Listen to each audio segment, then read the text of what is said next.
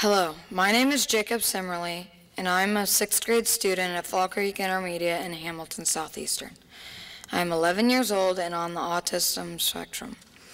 I was diagnosed with pervasive developmental disorder, otherwise known as PDD-NOS. Today I would like to talk with you about autism affecting me, impacts my experiences, and requires support. So how does autism affect me? My social interactions are not always appropriate. When I was younger, I did not know there was anything wrong to say. I would say something to another kid or a teacher that would be inappropriate, not knowing that it was. If I thought somebody had ugly shoes, I would tell them. If I wanted somebody to lose a game, I would tell them.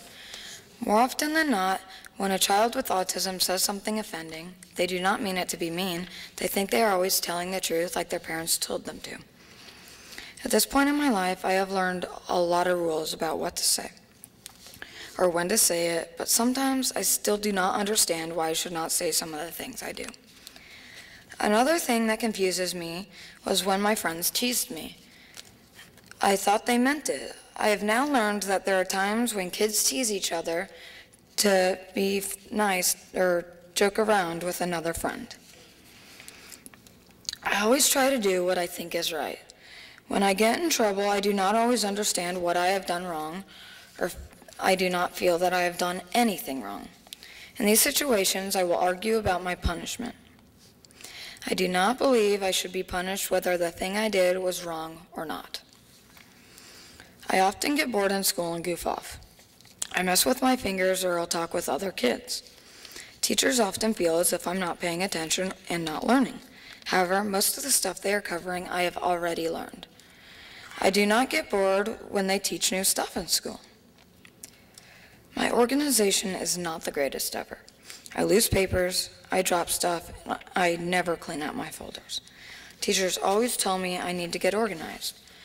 But when I organize how they tell me, things are even harder to find. I worry about a lot of things.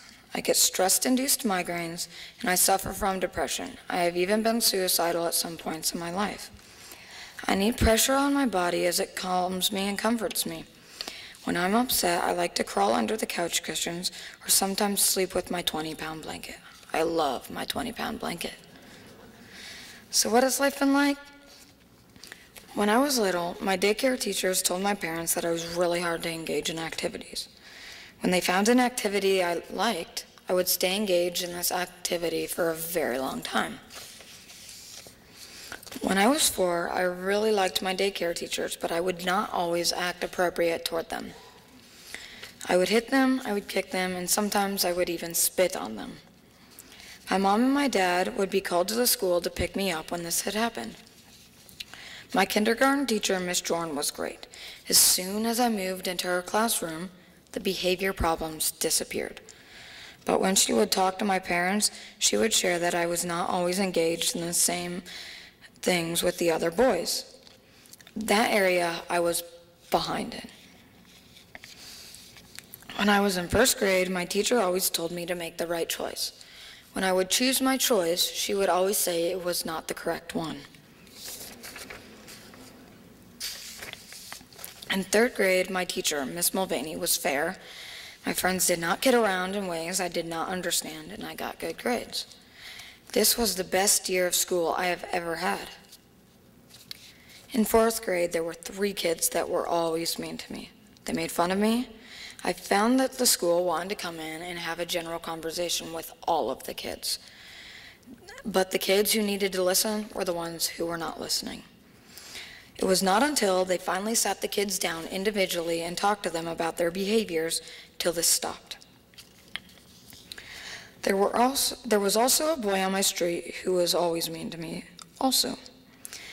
He used to call me names and call me out to play, to use me when they needed an extra kid for a game, but would always be mean to me in all of these games. Every time he would call me out, I thought he was finally going to be my friend. Each time I was disappointed that it did not turn out the way I wanted it to be.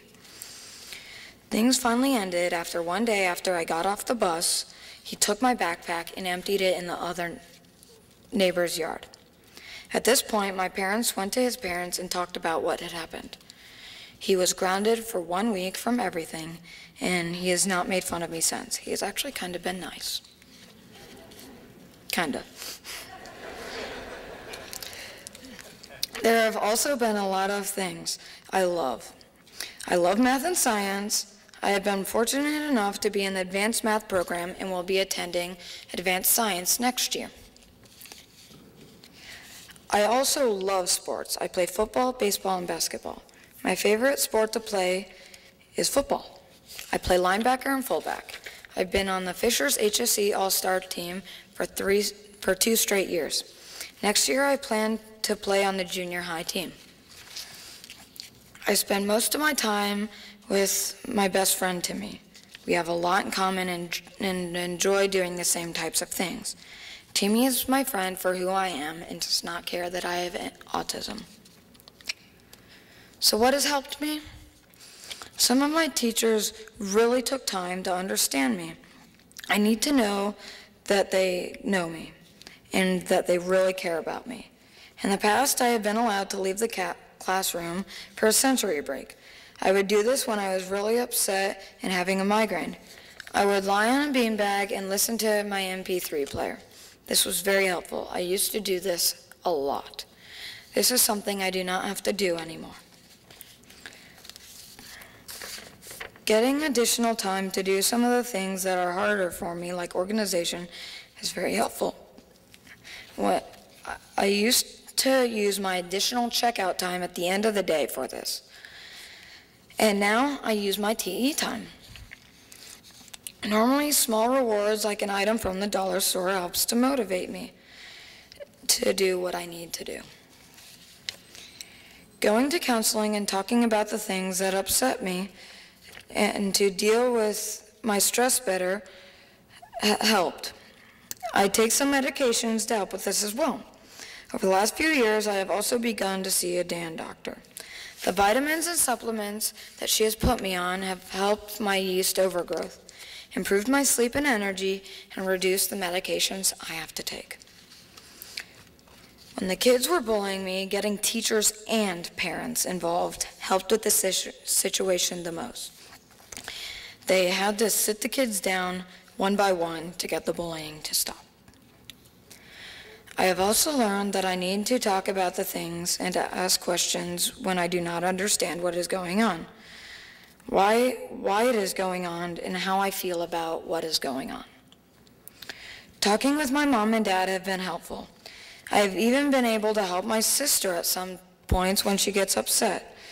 I help her work through things that are bothering her and find solutions.